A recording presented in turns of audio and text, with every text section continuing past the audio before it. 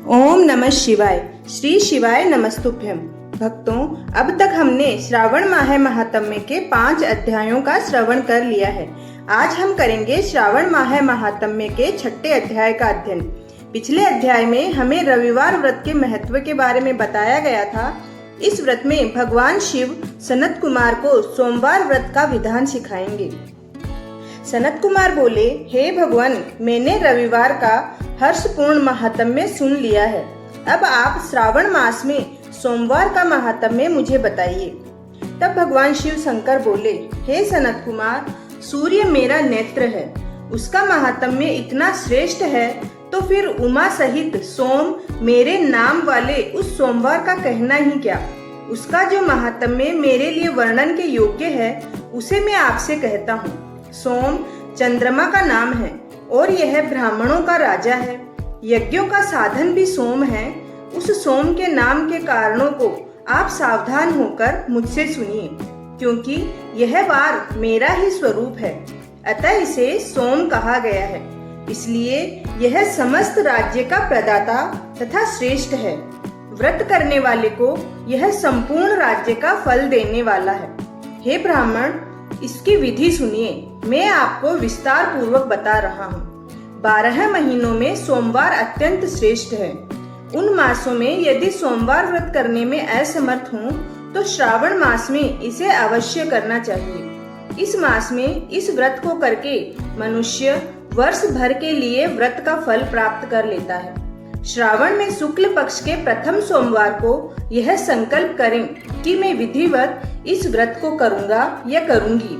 शिवजी मुझ पर प्रसन्न हो। इस प्रकार चारों सोमवार के दिन, और यदि 5 हो जाए तो उसमें भी प्रातः काल ये संकल्प करें और रात्रि में शिवजी का पूजन करें। 16 उपचारों से सायंकाल में भी शिवजी की पूजा करें और एकाग्रचित होकर इस दिव्य कथा का श्रवण करें। हे सनत कुमार, इस सोमवार की कही जाने वाली विधि को अब मुझसे सुनिए। श्रावण मास के प्रथम सोमवार को इस श्रेष्ठ व्रत को प्रारंभ करें। मनुष्य को चाहिए कि अच्छी तरह स्नान करके पवित्र होकर श्वेत वस्त्र धारण कर लें और काम, क्रोध, अहंकार, द्वेष, निंदा आदि का त्याग करके मालती, मल्लिका आदि श्वेत पुष्पों को लगाएं। इसके अतिरिक्त अन्य विविध पुष्पों से तथा अभीष्ट पूजन उपचारों के द्वारा त्रयंबकम इस मूल मंत्र से शिवजी की पूजा करें। इसके बाद कहें, मैं सव, भावना, महादेव, उग्र, उग्रनाथ, भाव, शशिमौली, रुद्र, नीलकंठ, शिव तथा भयहारी का ध्यान करता हूँ। इस प्रकार अपने विभव के अनुसार मनोहर उपचारों से भगवान शिव का विधिवत पूजन करें। जो इस व्रत को करता है उसके पुण्य फल को सुनिए। जो लोग सोमवार के दिन माता पार्वती सहित शिव की पूजा करते हैं, वे पुनरावृत्ति से रहित अक्षय लोक को प्राप्त करते हैं। हे सनत कुमार, इस मास में नक्त व्रत से जो पुण्य प्राप्त होता है, उसे मैं संक्षेप में कहता हूँ। देवताओं तथा दानवों से भी अभेद्य 7 जन्मों का अर्जित पाप इस व्रत को करने से नष्ट हो जाता है। इसमें संदेह नहीं करना चाहिए, अथवा इस अत्युत्तम व्रत को उपवास पूर्वक करें।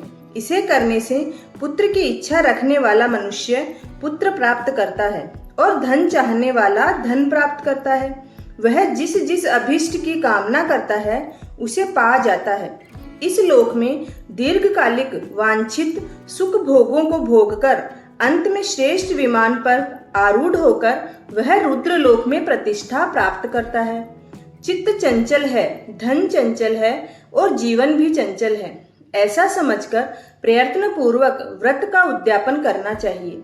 चांदी के वृषभ पर विराजमान सुवर्ण निर्मित शिव तथा पार्वती जी की प्रतिमा अपने सामर्थ्य के अनुसार बनानी चाहिए। इसमें धन की कृपणता नहीं करनी चाहिए, अर्थात कंजूसी नहीं करनी चाहिए। इसके बाद एक दिव्य तथा शुभ मंडल बनाएं तथा उसमें 2 श्वेत सफेद वस्त्रों से युक्त एक घट की स्थापना करें। घट के ऊपर तांबे अथवा बांस का बना हुआ पात्र रखें और उसके ऊपर भगवान शिव का माता पार्वती के साथ स्थापित करें। उसके बाद श्रुति, स्मृति तथा पुराणों में कहे गए मंत्रों से शिवजी की पूजा करें। पुष्पों का मंडप बनाएं और उसके ऊपर सुंदर चंदोवा लगाएं। उसमें गीतों तथा बाजों की मधुर ध्वनि के साथ रात में जागरण करें। उसके बाद बुद्धिमान मनुष्य अपने ग्रह सूत्रों में निर्दिष्ट विधान के अनुसार अग्नि स्थापन करें और फिर शव आदि 11 श्रेष्ठ नामों से प्लास की समिधाओं से 108 आहुति प्रदान करें। इस मंत्र से देव बेल पत्रों की आहुति त्रयंबकम अथवा षड्शक्र मंत्र ओम नमः शिवाय से प्रदान करें। उसके बाद होम करके पूर्णाहुति देकर आचार्य का पूजन करें और बाद में उन्हें गो का दान करें।